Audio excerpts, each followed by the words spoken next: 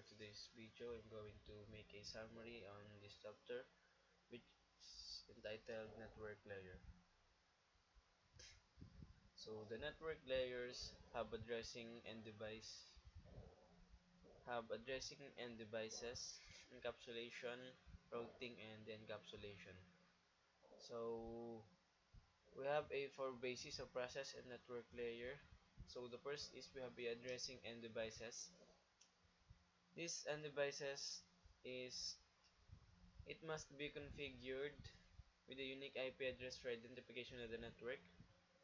So encapsulation, we have the network layer encapsulates the protocol data unit PDU from the transport layer into a packet. So the process of adds IP headers information such as the IP address of the source. So the sending and destination is receiving host. So we have been routing.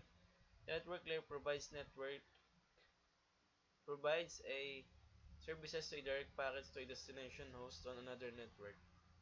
So to travel the other networks, the packet must be processed by a router. So the role of the router is to select the best path and direct packets towards the destination host in a process known as routing. So in the encapsulation, when the packet arrives at the network layer of the destination host, the host checks the IP header of the packet, and if the destination IP address within the header matches its own IP address, the IP header is removed from the packet. So the next we have a network layer protocols and encapsulating IP. So these are several network layer protocols in existence. So there are only two network layer protocols that are commonly implemented. So it's Internet Protocol version 4 and Internet Protocol version 6. So Internet Protocol version 4 we have a 32 bytes and in 64 bytes, and Internet Protocol 6 version 6 we have a 128 bytes, I think. So encapsulates the transport layer segment or other data by adding an IP header. So this is header used to deliver the packet to the destination host. So the IP header remains the same from the time the packet leaves the source host until it arrives in the destination host. So the characteristics of IP, we have IP has designed a protocol with low overhead.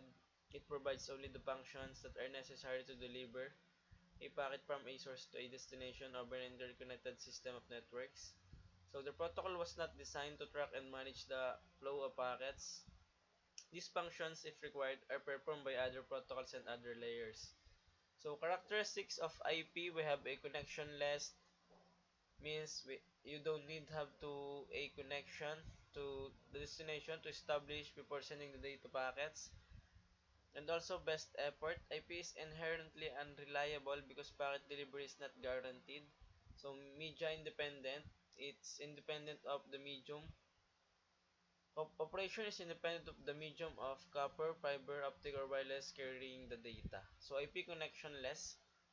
Connectionless data communications work on the same principle. So as I said, if the IP is connectionless, you don't have need a connections to send the IP to send the established data before sending it.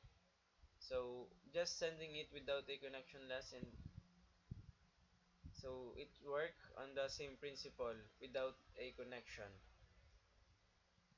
So the best effort delivery in IP is unreliable means that IP does not have the capability to manage and recover from undelivered or corrupt packets.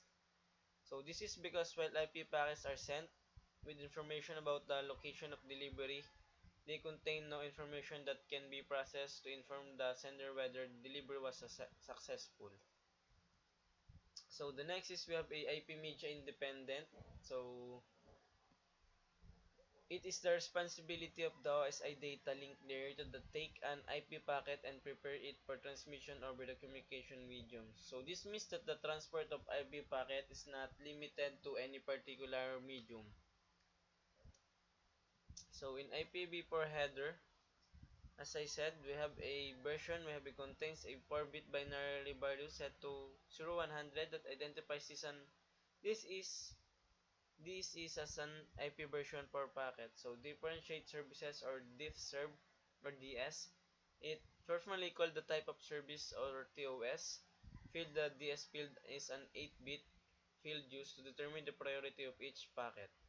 So time to live contains an 8 binary value that is used to limit the lifetime of a packet. So the packet sender sets the initial TTL value and is decreased by 1 each time the packet is processed by a router. So in protocol, field is used to identify the next level protocol. This is 8-bit binary value indicates data payload type that the packet is carrying, which enables the network layer to pass the data to the appropriate upper layer protocol. So source IPv4, like I said before, we have it contains a 32-bit binary value that represents the source only in IPv4 address of the packet. So the source IPv4 is always a unique address. So here we have a limitations of IPv4. We have IP address depletion, internet routing table expansion, and lack of end-to-end connectivity. So in IP address depletion, the IP has limited number of unique public IPv4 address available. So in internet routing table, a routing table is used by routers to make best path determinations. So as the number of servers connected to the internet increases, so too does that the number of network routes. So the lack end of end-to-end connectivity is the network address translation or NAT is a technology commonly implemented within the IPv4 network. So NAT provides a way for multiple devices to share a single public IPv4 address. So introducing IPv6. So increase address space IPv6 address based on 128-bit. So it's more larger than a IPv4 with 32 bits only. So the packet handling is the IPv6 header has been simplified with favor field, so eliminates the need for NAT. So which with such a large number of public IPv4 addresses, NAT between a private IPv4 address and a public is not needed. So next we have a encapsulating IPv6 as you can see here in this image. So IPv6 header, so we have a version, traffic class, flow level, payload length, next header, hop limit, source IPv6 and destination IPv6. So the larger bit here is the source IPv6 address, which is 128-bit. And the next is we have a destination IPv address. This is 128-bit also. And the next one is we have a flow level. This is the 20-bit field. Suggests that all the packets with the same flow label receive the same type of handling by the router. So the next one is we have a payload length. We have a 16-bit field here indicates the length of the data portion or payload of the IPv6 packet. And the next is next header, traffic class, and hop limit.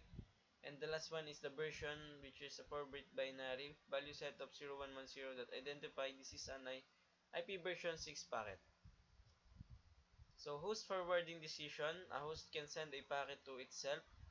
A host can ping itself by sending a packet to a special IPv4 address of 127.01.0.1, so which is the referred to as the loopback interface. So local host, this is a host on the same local network as the sending host. The host share the same network address. So in remote host, this is a host on a remote network. The hosts do not share the same network address. So the next is we have default gateway. Routes traffic to the other network as a local IP address. So the default gateway is the network device that can route traffic to other networks. So it is the router that can route traffic out of the local network. So router packet forwarding decision. So we have a form here which is directly connected routes, remote no routes, default routes. So in directly connected routes, these routes come from the active router interfaces. So routers and a directly connected route when an interface is configured with an IP address and is activated. So we have remote routes. These routes come from remote networks connected to the other routes. So default route is like a host router also use a default route as last resort if the if there is no longer route to the desired network in the routing table. So directly connected routing table, we have C and L. So when a router interface is configured with an IPv4 address, subnet must and is activated. The following two routing table entries are automatically created. So in C identifies a directly connected network, and in L identifies that this is local interface. So we have route source, destination network, administrative distance, metric, next hop, route timestamp, and outgoing interface. So we have been next hop address. So it's important to understand that the packets cannot be forwarded by the router without a route for the destination network in the routing table. So a router is a computer. So in different types of business and networks, we have a branch, one service provider. So in branch, teleworkers, small business, and medium-sized branch sites include Cisco integrated services routers. So in one, which is worldwide area network, large business organizations and enterprises.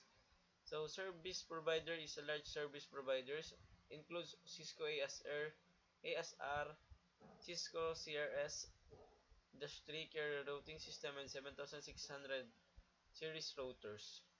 So router also requires central plus processing unit or CPU, operating system or OS, memory consisting of random access memory, RAM, read-only memory or ROM, non-volatile random access memory, NVRAM, and flash. So we have a router memory, we have a RAM, ROM, NVRAM, and flash. So here we have a managed ports, in-band router interface, Ethernet LAN interface. So perform post and load bootstrap program. We have a locating and loading Cisco IOS, locating and loading the configuration file. So here in ROM and ROM, so this ROM is sending to a post and this ROM is sending to a bootstrap. So after you send ROM to post is perform post and ROM bootstrap is load bootstrap. So next is we have a basic router configuration step. So the show version command display information about the version of the Cisco IOS software currently running on the router. So the version of the bootstrap program and information about the hardware configuration, including the amount of system memory. So to configure the device name, you need to type host name.